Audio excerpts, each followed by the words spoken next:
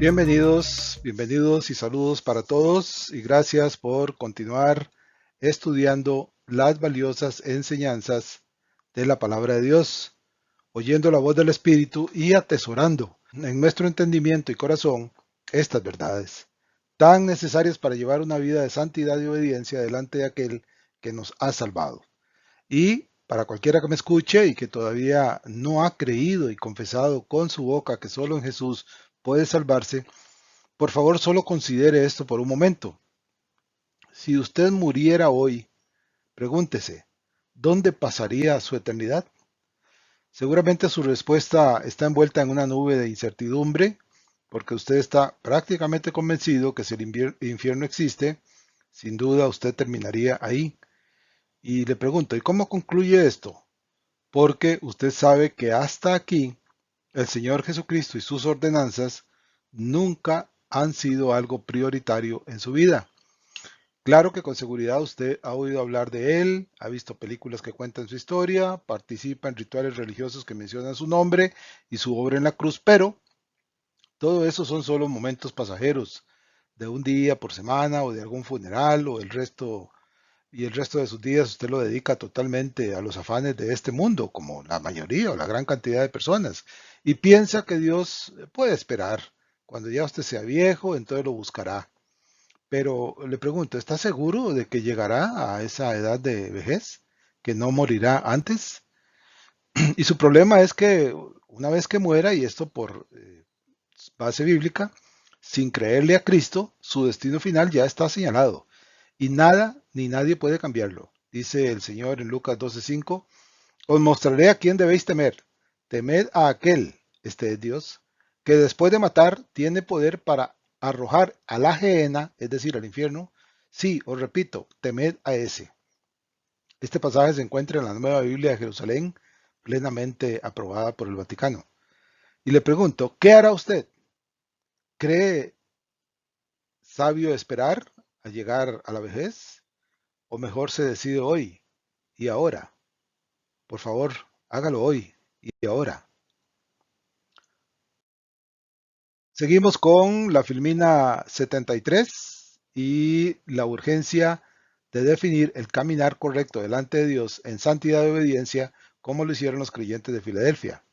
Obliga a forzar las cosas para que, aun con las presiones del enemigo del creyente, esto es su corazón, su carne y el maligno, se enfrente a las afirmaciones absolutas que el Santo Espíritu dejó registradas en su palabra para que el siervo que en verdad busca y sigue la santidad mida su vida diaria con lo que él señala que ese siervo debe hacer y no hacer, y al hacerlo siga por ese camino de lealtad o retome el rumbo correcto si descubre que se ha desviado. Ya hemos visto en Romanos este pasaje, pero, y conforme afirma Pablo, es necesario repetir las mismas cosas una y otra vez para no olvidarlas, para fundirlas en nuestro entendimiento y atarlas al corazón para vivir según ellas. Antes, oiga lo que el Espíritu nos dice. Proverbios 3:1 y siguientes. Hijo mío, no olvides mi instrucción. Guarda en tu memoria mis mandatos, pues te proporcionarán muchos días y años de vida y bienestar. Que no te abandonen el amor y la lealtad. Átalas a tu cuello, grábalas en la tablilla de tu corazón. Así obtendrás estima y aceptación ante Dios y ante los hombres. Ahora, lo que el Espíritu dice por medio del apóstol Pablo, Romanos 7:15. Es un pasaje un poco largo, pero necesario. Lo que hago no lo entiendo, pues no hago lo que quiero, sino lo que aborrezco, eso hago. Y si lo que no quiero, esto hago, apruebo que la ley es buena, de manera que ya no soy yo quien hace aquello, sino el pecado que mora en mí. Y yo sé que en mí, esto es, en mi carne, no mora el bien, porque el querer el bien está en mí, pero no el hacerlo. Porque no hago el bien que quiero, sino el mal que no quiero, eso hago. Y si hago lo que no quiero, ya no lo hago yo, sino el pecado que mora en mí. Así que, queriendo yo hacer el bien, hallo esta ley, que el mal está en mí. Porque según el hombre interior, me deleito en la ley de Dios, pero veo otra ley en mis miembros, que se revela contra la ley de mi mente y que me lleva cautivo a la ley del pecado que está en mis miembros. Miserable de mí, ¿quién me librará de este cuerpo de muerte? Gracias doy a Dios por Jesucristo, Señor nuestro. Así que yo mismo, con la mente, sirvo a la ley de Dios, mas con la carne a la ley del pecado. ¿Les resulta familiar la fuente de esta condición? Recuerden Jeremías 17:9. Exacto. El engañoso y perverso corazón que con la frecuencia que le permitamos buscará confundirnos y engañarnos, instigado por el enemigo proverbial, suyo y mío. Eso sí, es muy importante que ni se nos ocurra tomar este texto como excusa para justificarme a mí mismo y delante de Dios del por qué soy inconstante en mi caminar y obediencia delante de Él. Tal intento no solo sería completamente inútil, sino que sería altamente ofensivo para el Señor, ya que el siervo que así haga estaría considerando que puede esconder sus verdaderos sentimientos y que el Señor no lo verá. Si así lo piensa, recuerde lo que afirma el Espíritu por medio del salmista en el Salmo 139, 1 y siguientes que hemos leído siempre. Oh Jehová, tú me has examinado y conocido. Tú has conocido mi sentarme y mi levantarme. Has entendido desde lejos mis pensamientos. Has escudriñado mi andar y mi reposo, y todos mis caminos te son conocidos. Pues aún no está la palabra en mi lengua, y he aquí, oh Jehová, tú la sabes toda. Entonces, ¿qué debemos hacer con respecto a este pasaje? Que retrata al creyente en una verdad que a veces ignora o deliberadamente deja pasar para no enfrentar.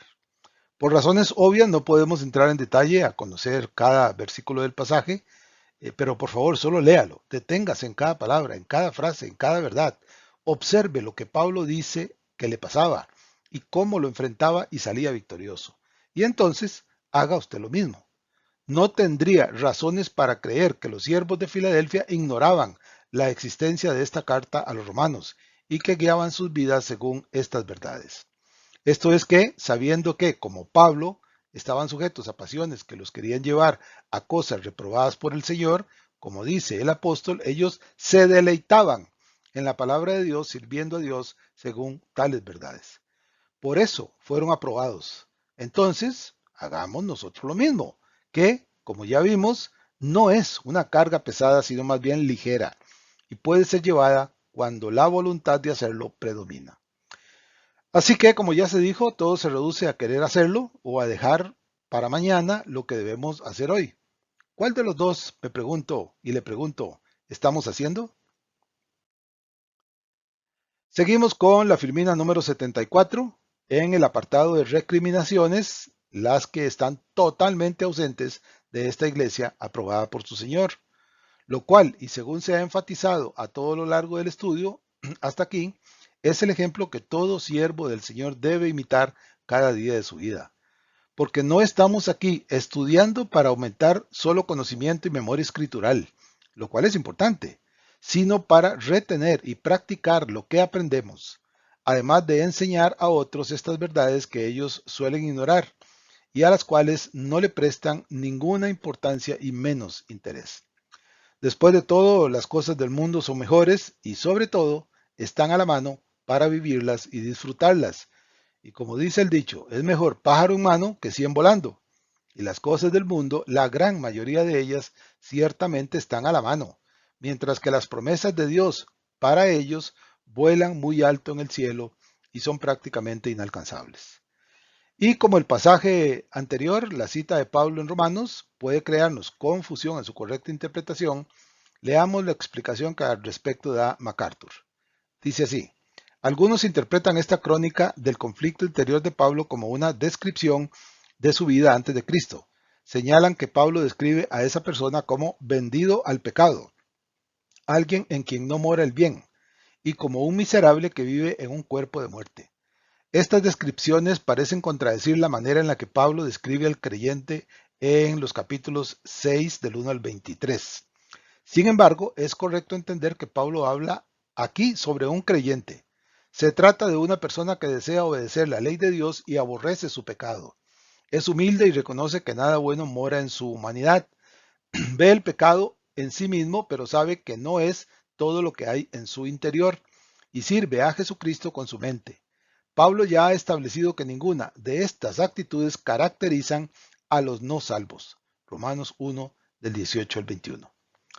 También leemos la explicación que sobre este pasaje, por lo menos en una parte, da Hendrickson en su comentario de Romanos. Dice, pero el término ley puede usarse también para indicar un código al que es necesario adherirse para obtener la salvación, un estatuto que ejerce autoridad y demanda absoluta obediencia.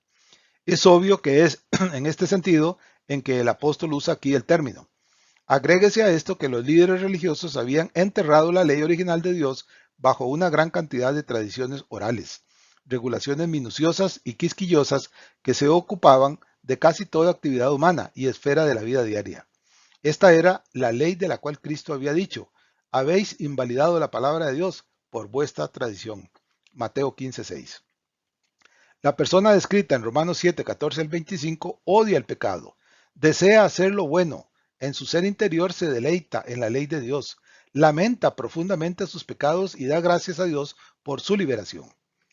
¿Queda alguna probabilidad de que una persona así no haya sido regenerada por el Espíritu de Dios?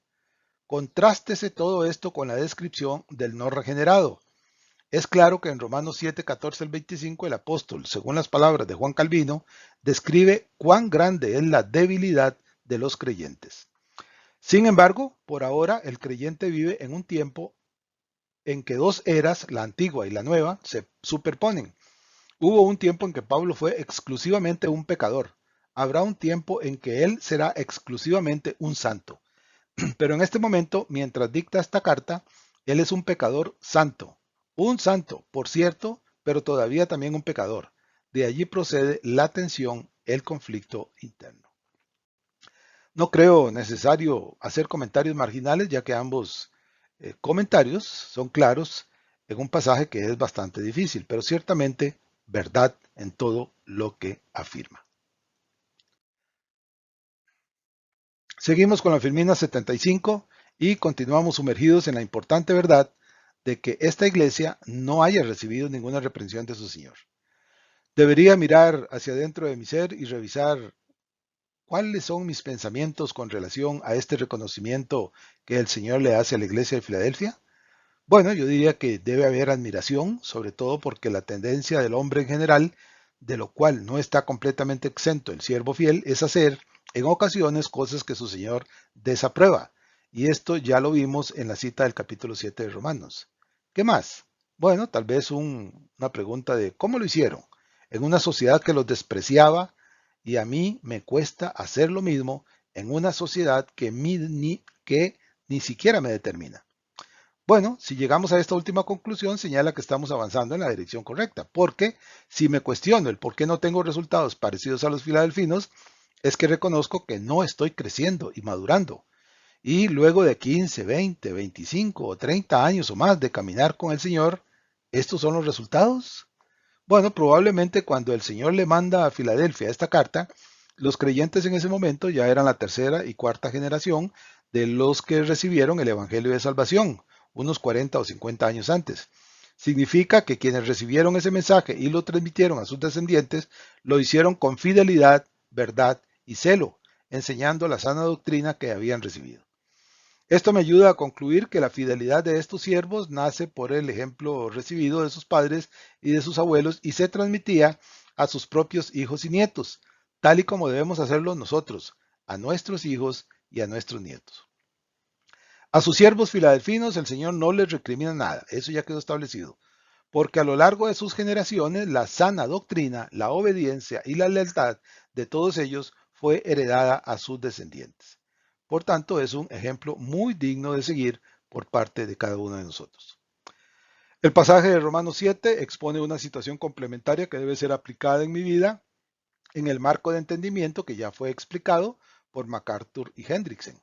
Entonces, ante este señalamiento con visos acusativos de una condición que todo creyente comparte y contra la cual debe luchar día con día, ¿cómo veo mi realidad en este momento? Ya esto lo hemos preguntado antes, y ya que toda la doctrina que se contiene aquí y se extiende por la palabra de Dios me obliga a mirar dentro de mi corazón para saber si lo que aprendo lo atesoro, lo vivo y lo practico, entonces me hago esa pregunta. Y de nuevo, esta revisión, como todas las otras, debe ser hecha a la luz de una realidad inmutable, la afirmación del Señor a cada una de las 7 iglesias cuando les dice, yo conozco tus obras, igual que conoce las suyas y las mías. Por lo cual, cualquier intento de ocultar algo que el Señor desaprueba será visto por el Señor y expuesto a la conciencia del siervo para que reaccione a lo que oculta, lo confiese, se arrepiente y siga por el camino correcto. En todo caso, y partiendo de la premisa de que como siervo fiel que soy y quiero hacer las cosas correctas delante de Dios, ver la realidad de mi vida debería ser sencillo. Solo tengo que ponerme en los zapatos de los creyentes de la iglesia de Filadelfia. Muy bien, ya lo estoy haciendo, ya me los puse. Por favor, haga esto con sumo cuidado. Recuerde a Jeremías. Luego, asegúrese de que no hay doble intención dentro de su ser, sino solo una. Asegurarse de que su vida delante de su Señor se parece a la de los siervos de Filadelfia. Bien, de nuevo estoy en los zapatos de los creyentes de Filadelfia y me pregunto, ¿y ahora qué? Bueno, pues entonces vuelvo a la carta, personalizo lo que el Señor les dice, por ejemplo, ¿cómo se presentaría el Señor hoy ante mí? ¿Se congratularía el Señor al saber que la puerta que Él abrió para ellos y para mí, yo la estoy usando para llegar a los que están a mi alrededor? Si mi fuerza es poca, siento las nuevas fuerzas de búfalo que el Señor pone en mí. Estoy guardando su palabra y su nombre con celo, sin negarlo, sin permitir que su palabra se corrompa y rechazando a todo aquel que lo intente. Y por último, estoy reteniendo con celo ardiente y fuerza su palabra, con paciencia, esperando el cumplimiento final de todas sus promesas. Si lo estoy haciendo, y luego de la revisión interior, desde los zapatos de ellos, concluyo que todo lo hecho es lo que ellos hacían, entonces también concluyo que voy por el camino correcto y sigo por él con gozo. Porque todo lo que el Señor promete a su iglesia en Filadelfia lo extiende a mí, por cuanto hago lo que Él me manda. Y recuerden lo que dice el Señor en Mateo 25:21. Bien, buen siervo y fiel, sobre poco has sido fiel, sobre mucho te pondré. Entra en el gozo de tu Señor. Llegamos a la filmina número 76 y nos acercamos a la parte final de las inexistentes recriminaciones que no se le hacen a la iglesia de Filadelfia, aunque esto suena un poco extraño. Estamos considerando, en ausencia de tales señalamientos, que hablan muy bien de la aprobación divina de los creyentes en ella, la parte que me corresponde al confrontar esa verdad con mi realidad de siervo hoy. Y como ya lo habrá notado, la insistencia de mencionar esto es altamente repetitiva. De nuevo, ¿y por qué tanta insistencia? Bueno, esto ya se ha señalado en repetidas ocasiones cada vez que se menciona el asunto, y quizá la pregunta que surge aquí sería, ¿no basta con las veces ya mencionadas para tener que seguir volviendo sobre lo mismo? Pues seguramente que sí, pero cuando repasamos el comportamiento y la naturaleza humana, propensa a desviarse de las ordenanzas de su creador, algo que ya vimos en las palabras del Espíritu por medio de Pablo en Romanos 7 y fue manifiesto en el comportamiento de Noé, que se emborrachó, en Abraham e Isaac, que mintieron a medias sobre su esposa. Y recuerde, una mentira a medias es una mentira completa. O Moisés, que buscó la forma para que Dios no lo enviara a Egipto. O la nación de Israel, toda la nación de Israel, que continuamente se fueron tras los falsos dioses de sus vecinos para adorarlos. O Pedro, que negó al Señor. Entonces podemos concluir que, ya que usted y yo, y todo siervo fiel, no está exento de desviarse del camino recto, la falta de llamadas a permanecer en fidelidad y santidad y las advertencias del hecho cierto de que estamos en el campo del enemigo, rodeados por el enemigo y en la mira de sus ataques, sumado esto al perverso corazón, concluiría que mencionar esto con regularidad me obliga a mantener un estado de alerta constante para que, como nos amonesta el Espíritu en Hebreos 12:12, levantad las manos caídas y las rodillas paralizadas, y haced sendas derechas para vuestros pies, para que lo cojo no se salga del camino, sino que sea sanado. Seguid la paz con todos y la santidad, sin la cual nadie verá al Señor. Esta llamada del Espíritu no es dada para recordarla de vez en cuando, es para vivirla cada día, en cada momento, porque el riesgo de salirse del camino acecha al siervo en cada momento ante una sociedad totalmente corrompida en todos sus estratos. Y el siervo fiel camina día con día en medio de toda esa inmundicia. Por eso las llamadas a vigilar y estar atentos a los peligros del entorno, que deben hacerse constantemente para que esos peligros que nos rodean no se vuelvan parte del panorama de nuestra vida y ya no seamos capaces de verlos y huir de ellos.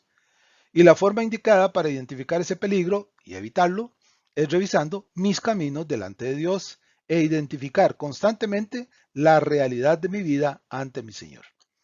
Entonces, hacerlo no es optativo, es un recurso provisto por Dios para que andemos en fidelidad, en santidad y en obediencia. Así que, de acuerdo con la forma en que llevo mi vida de creyente en Cristo, para esto les recomiendo por favor ver las filminas 58 y 59 para repasar la norma. Habiendo hecho el autoexamen, y por favor asegúrese de que en verdad lo hizo, recuerde que nada en su vida, absolutamente nada, está escondido del conocimiento divino, según lo leímos en el Salmo 139 del 1 al 12, y que como ya mencioné, su Señor camina en medio de su iglesia, y Él conoce todas y cada una de sus obras, sus pensamientos, sus palabras, sus sentimientos, sus verdades, falsedades, sinceridad, engaños, deseos, etcétera, etcétera y etcétera. Y si todavía no se ha hecho el autoexamen, no lo evada, por favor. El único que se mete en problemas por no hacerlo es usted. Por eso lo motivo a que no deje de hacerlo, porque esto lo llevará a corregir cualquier desviación en su camino. Le agradará a su Señor y Él lo guiará por la senda correcta, cuando usted manifieste su deseo sincero de hacerlo. ¿Es eso? ¿O que el Señor tenga que obligarlo a enderezar su rumbo, castigándolo, según lo vemos en Hebreos 12:6? El Señor al que ama, disciplina. Entonces, insistamos con la pregunta. ¿Me alabará el Señor con la forma como llevo mi vida de siervo, como lo hizo con Filadelfia? ¿O me recriminaría, tal vez con una pequeña alabanza como a Sardis, como lo leemos en Apocalipsis 3:4? Si usted con toda sinceridad ha mirado su corazón y su vida de creyente, sabe que solo existe una respuesta. O camino delante del Señor en aprobación o no lo hago. No hay términos medios. O recogemos con Él o estamos desparramando. Lucas 11:23. El que no es conmigo, contra mí es, y el que conmigo no recoge, desparrama. Entonces, partiendo del hecho cierto que buscamos agradar al Señor, haciendo su voluntad y obedeciendo sus mandamientos, en el momento en que vio dentro de su ser, ¿qué vio? Recuerde que lo que usted vea, lo ven quienes le rodean y sobre todo lo ve su Señor. Concluyo que, ¿me parezco a los filadelfinos? ¿Sí o no? Cuando menos si la respuesta no es un sí definitivo, al menos asegúrese que su camino lo lleva por ese rumbo. Y cada día usted está más y más cerca de parecerse a los creyentes de Filadelfia. Si así está pasando, su Señor le mostrará que, aunque todavía le falta, su caminar buscando su aprobación le complace y lo fortalecerá y le dará entendimiento y sabiduría para que llegue a esa meta prontamente. Aterrizamos así en la última filmina de esta serie, en su contenido doctrinal, la número 77, haciendo un resumen de la falta de recriminaciones de esta iglesia. Sin duda y en honor a la verdad, cada uno de nosotros entiende que todavía nos falta camino para alcanzar la medida de los filadelfinos, pero que si mantenemos un paso firme y constante en los asuntos del Señor, la distancia que nos separa de ese momento se reduce día con día para la gloria de Dios y para gozo de nuestras almas. No dudo que el maligno habrá tratado de desmotivarlo, de presentarle cosas del mundo que según él son mejores que dedicar tiempo al estudio de la palabra. Lo sé porque lo he sentido sus ataques, sus insinuaciones, tratando de crear temor y duda en mi corazón. Pero hasta este momento y para la gloria de Dios, ha fracasado. Así que no decaiga, siga firme, porque su enemigo, cuando vea que usted no cae, que se mantiene en el camino a pesar de, retrocederá y dejará de molestarlo, por lo menos por un tiempo. Veamos entonces el resumen. Como un hecho cierto, la iglesia de Filadelfia no recibe de su Señor ningún señalamiento, literalmente ninguno, lo cual es el modelo a imitar de cada siervo de Dios en todo tiempo y lugar, insisto. Por eso, las reflexiones anteriores y la repetición constante de revisar mi vida delante de Dios. Porque la iglesia de Filadelfia no es una historia que se cumple y se diluye en el tiempo, sino una conducta y forma de vida que trasciende el tiempo y la distancia, avanza por los siglos y llega exactamente hasta usted y hasta mí. Y aquí estamos, contra viento y marea, esto es, los ataques del maligno. Puesta la mirada en el Señor, autor y consumador de la fe, que es la que nos mueve según lo leemos en Hebreos 12:2. Puesto los ojos en Jesús, el autor y consumador de la fe, el cual por el gozo puesto delante de él sufrió la cruz, menospreciando el oprobio, y se sentó a la diestra del trono de Dios. Entonces, si en este caso puntual Filadelfia es modelo que debo imitar, se concluye entonces que por su caminar fiel y leal delante del Señor que lo salvó, todos ellos, toda esta iglesia, tenía sin duda la aprobación divina. Y hacia esa meta, insisto y repito, debemos seguir caminando cada uno de nosotros. Recuerde, el camino por el que usted y yo avanzamos es angosto, y a ambos lados hay otro camino, ancho, bullicioso, lleno de jolgorio, de alegría, de corrupción, de maldades en todas sus formas, de múltiples cosas mundanamente hermosas y deseables. Y su enemigo está constantemente invitándolo para que vaya y las tome, así como hizo con los fieles de Filadelfia, a quienes sin duda les ofrecía todo lo deseable de la sociedad corrupta de aquellos días, sus riquezas, sus hermosas mujeres, sus lujos, sus vestidos, su posición social, las riquezas mal habidas y su desenfreno. Y a todo eso, aquellos fieles dijeron no, no y no.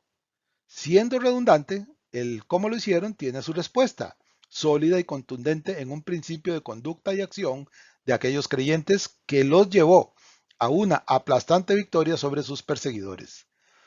Ellos guardaban su palabra y le reconocían al Señor como su único Señor y Dios y Salvador.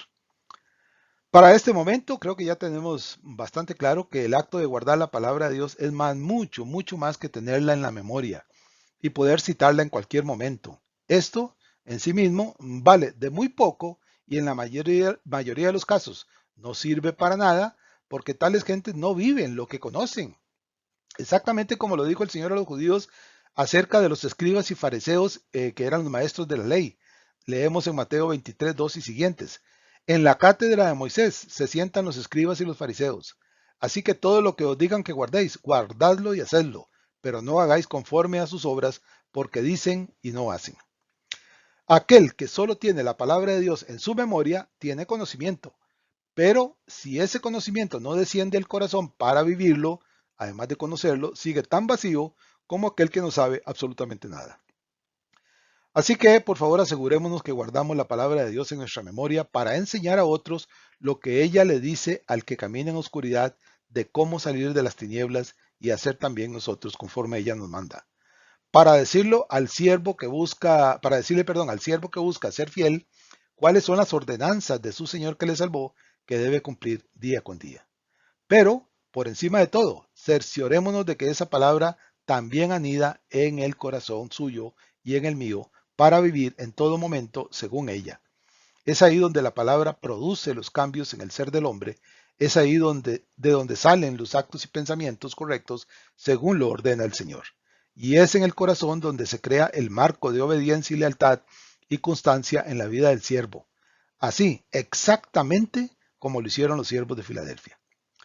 Ya que la revelación de la palabra es clara, según lo leemos en 2 Timoteo 3, 16, 17, donde se afirma toda la escritura es inspirada por Dios, atestigua a lo largo y a lo ancho de la Sagrada Escritura, según lo leemos en 1 Timoteo 1:15, palabra fiel y digna de ser recibida por todos, que Cristo Jesús vino al mundo para salvar a los pecadores, de los cuales yo soy el primero. Pero por esto fui recibido a misericordia, para que Jesucristo mostrase en mí el primero toda su clemencia, para ejemplo de los que habían de creer en él para vida eterna. Por tanto, al Rey de los siglos, inmortal, invisible, al único y sabio Dios, sea honor y gloria por los siglos de los siglos. Amén. Y teniendo como modelo sólido y probado y aprobado por el Señor a los creyentes en Filadelfia, la conclusión es más que obvia. Tomando las palabras del Señor, al escriba de la ley que le preguntó quién era su prójimo, y luego de contar la parábola del buen samaritano, el Señor le dijo, ve tú y haz lo mismo. Lucas 10:37. Bueno, pues extrapolando esta orden del Señor a mi vida hoy, aquí y ahora, con relación a la conducta fiel de los creyentes de Filadelfia, vale exactamente lo mismo. Debo ir y hacer lo mismo que hicieron aquellos creyentes. Esto es, por enésima vez, que todo aquel que ha creído y confesado al Cristo como su Señor, su Dios y su Salvador, debe imitar la fidelidad de la iglesia de Filadelfia, porque la forma en que ellos vivieron la vida de siervos fieles en todo momento me alcanza, me obliga a hacer yo lo mismo. ¿Lo tengo claro? ¿Sí o sí? Asegúrese que su respuesta siempre, siempre sea un rotundo sí. Llegamos a la filmina final de esta segunda mitad de la octava parte de la Carta de Filadelfia y aún nos falta mucho camino por delante, gracias a Dios. Y como sucedió con los siervos de la iglesia de Esmirna, aquí tampoco hay señalamientos acusatorios, que ya lo he venido repitiendo, de la conducta y testimonio de estos creyentes. Esto tiene que ser en el entendimiento colectivo de la iglesia del Señor, que alcanzar tal punto de obediencia y lealtad sí es posible y que no es algo que solo unos pocos, muy pocos siervos consiguen. Bueno, pues para ser preciso, los siervos que alcanzan tal nivel de fidelidad y aprobación sí son pocos, pero esto no se debe a capacidades especiales que estos siervos reciben de su Señor, dotándolos de cualidades sobrenaturales, que los hacía vencedores, que no pueden ser derrotados. No, no, no, no es nada de eso. Porque y sin que esto sea mérito para ellos, lograron alcanzar ese grado de aprobación, porque ellos actuaron como el profeta Daniel hace unos 2600 años. Los creyentes de Esmirna y Filadelfia se propusieron hacer aquello que hizo Daniel, Daniel 1.8. Y Daniel propuso en su corazón no contaminarse con la porción de la comida del rey, ni con el vino que él bebía. Pidió por tanto al jefe de los eunucos que no se le obligase a contaminarse. Extrapolando lo que Daniel hizo y poniéndolo en la iglesia de Esmirna y esta de Filadelfia, cada uno de estos siervos de forma puntual y como unidad, como iglesia del Señor, cada uno se propuso en su corazón no contaminarse de la inmundicia de la ciudad que los rodeaba, sus comidas, su idolatría, su desenfreno maligno, sus perversidades, y decidieron que sus vidas estarían regidas solo por las ordenanzas que habían recibido. Así, eran ellos y solo ellos contra el resto del mundo, y por esto hallaron gracia delante de su Señor y fueron aprobados en su forma de vivir su condición de siervos. Dice el refranero popular que más claro no canta un gallo. El patrón de conducta para el siervo en todo tiempo y lugar ha quedado sólidamente establecido en la conducta y vida de los siervos filadelfinos. Y si usted y yo verdaderamente queremos vivir una vida aprobada por el Señor, solo tenemos que reflejarnos en esa carta y hacer exactamente lo que ellos hicieron. Cualquier resultado que sea inferior al parámetro fijado por los filadelfinos dejará debiendo al siervo delante de su Señor. Y ya sabemos que delante del Señor tales faltantes no se redondean hacia arriba para alcanzar la nota correcta. O se cumple al 100% o no se ha cumplido con la exigencia divina. Voluntad, ferviente deseo, pasión, ganas y sobre todo una valoración total del enorme valor y precio pagado por el Señor para que yo sea salvo por toda la eternidad. Si el precio fue tan alto sin quitarle de él ni un ápice, pregunto, ¿podría el siervo decirle a su Señor que su nota de servicio delante de él es del 99.9999% y por tanto es digno de ser aprobado? Definitivamente no. Así que para no tener que recibir advertencias del Señor o muestras de su desaprobación, mejor dupliquemos nuestros esfuerzos y mantengamos nuestra mirada en Jesús sin desviarnos ni a derecha ni a izquierda. Hagamos aquello que se nos ha mandado y vayamos a la puerta abierta a enseñar a otros, perdidos, la forma de salir de esas tinieblas. ¿Y quién es el único que puede sacarlos de esa condición? Bien, estaríamos terminando aquí el estudio de esta octava parte y ya saben lo que tenemos que hacer con él, ¿verdad? Mandarle el link de este canal de YouTube a todos los que podamos avisarles para que ellos tengan la oportunidad, si así lo quieren, de verlo y escuchar la oportunidad de salvación que se les ofrece para que puedan tal vez también ser salvos. También recuerden que está en Spotify, en Apple, en Amazon, que también pueden ser enviados los links para que otros puedan escucharlos. Pero sobre todo recuerde que le pido que use su WhatsApp para enviárselo a todos sus contactos directos que usted tiene ahí en esa red social. Haga como el pescador, lance la red.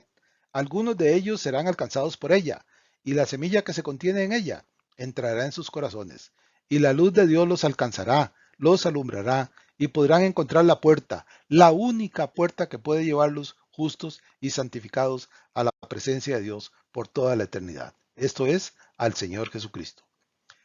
Concluyamos pues y con la ayuda y bendición del Señor nos estaríamos escuchando prontamente. Dios me los bendiga y continuemos adelante con firmeza y con amor al Señor.